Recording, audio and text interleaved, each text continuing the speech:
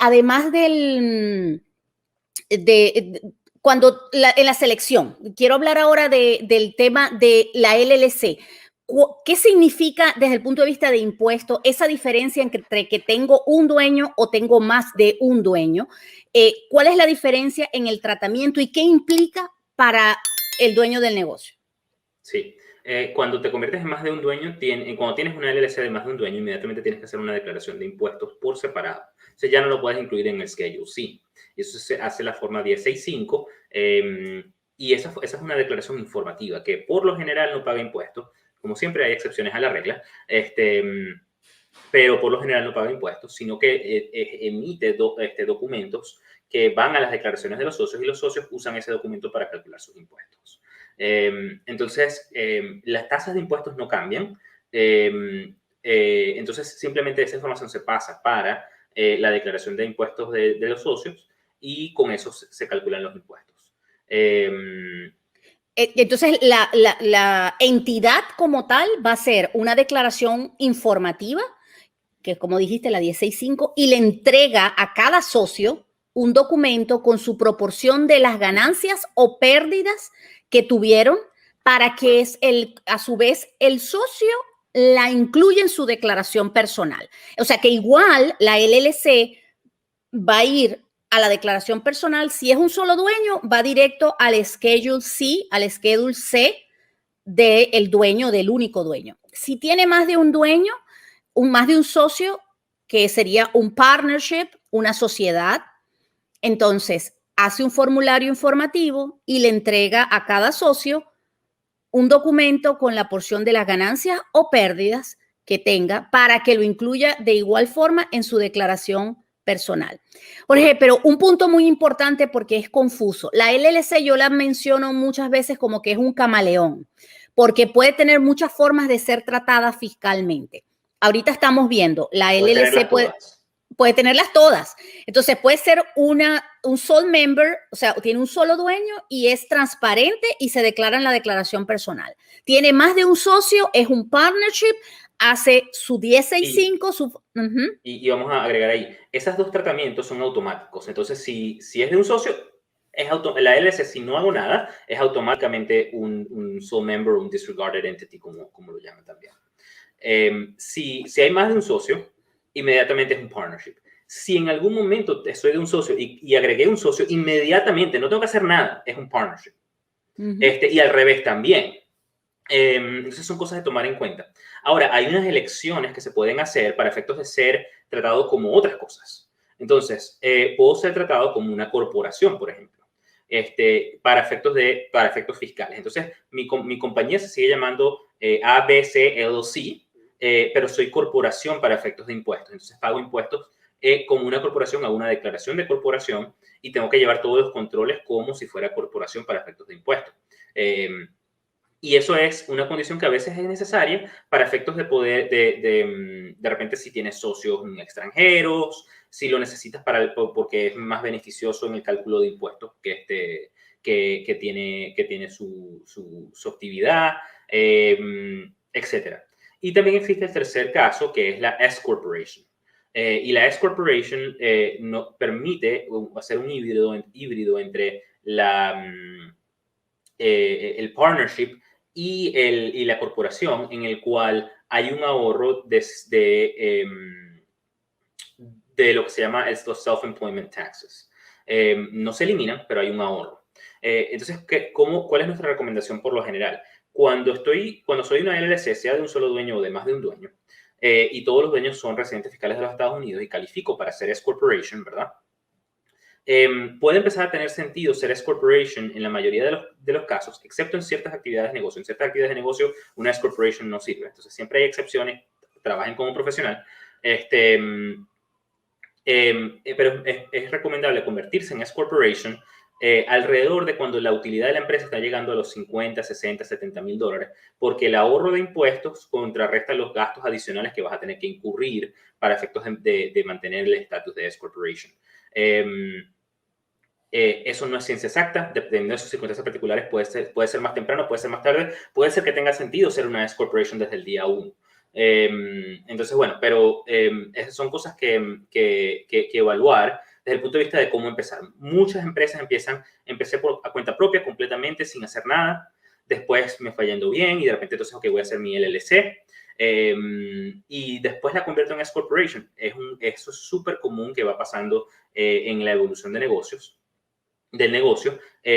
También hay circunstancias que uno dice, no, yo estoy empezando este tipo de negocio y este tipo de negocio tengo alguna perspectiva clara de cómo va a funcionar y voy a tener que contratar empleados de una vez. Entonces, bueno, de repente tiene sentido de una vez ser S Corporation desde el día 1.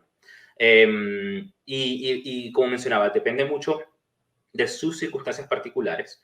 Y todo lo que estamos hablando ahorita, tomen en cuenta, es para personas que son residentes fiscales de los Estados Unidos. Cuando estamos hablando de no residentes fiscales de los Estados Unidos, hay consideraciones adicionales que tomar en cuenta, que cambian todas estas perspectivas. Por ejemplo, no son elegibles para S Corporation, simplemente. Entonces sacan ese del panorama. Si hay una mezcla de socios, también hay circunstancias particulares que tomar en cuenta. Entonces, bueno, como siempre, es importante trabajar con un profesional. En nuestra página web que tenemos en la pantalla en Facebook y en YouTube, tenemos el botón de comenzar que les puede ayudar a hacer una cita gratuita con María Antonieta o conmigo, de 15 minutos. Y ahí abordamos algunas veces lo que se puede cubrir en los 15 minutos, pero estos temas. Entonces, los intentamos de aplicar para que tengan un camino de cómo empezar su negocio y cómo los podemos ayudar con eso. Es bien importante, Jorge, las diferencias también desde el punto de vista de cómo se pagan los impuestos, ¿no? Los impuestos de las entidades que las llaman aquí pass-through, porque pasan a través y quien paga es el dueño, los impuestos, se pagan a las tasas personales.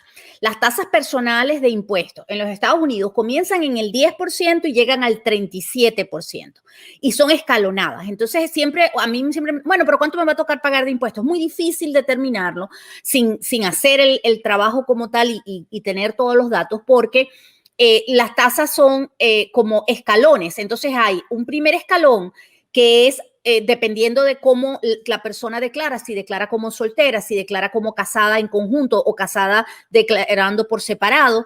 El primer escalón del 10% puede llegar a $10,000, puede llegar a, no sé, 19, en fin, tienen números diferentes. Y cada escalón, entonces siempre tienes una combinación de tasas. Vas a tener siempre una porción del ingreso al 10, otra al 25, otra no sé, y así vas. Entonces, eso es cuando quien paga los impuestos es el dueño. Es decir, eres un sole member LLC y declaras en tu declaración personal, o estás haciendo un negocio por cuenta propia, o eres un partnership y eres uno de los socios y también lo vas a declarar en tu declaración personal.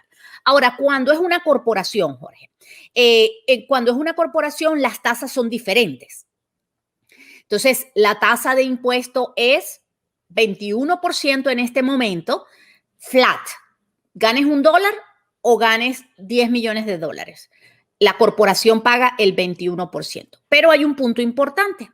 En el momento en que los socios de la corporación decidan repartir dividendos, entonces hay otro impuesto sobre el dividendo, ¿ok?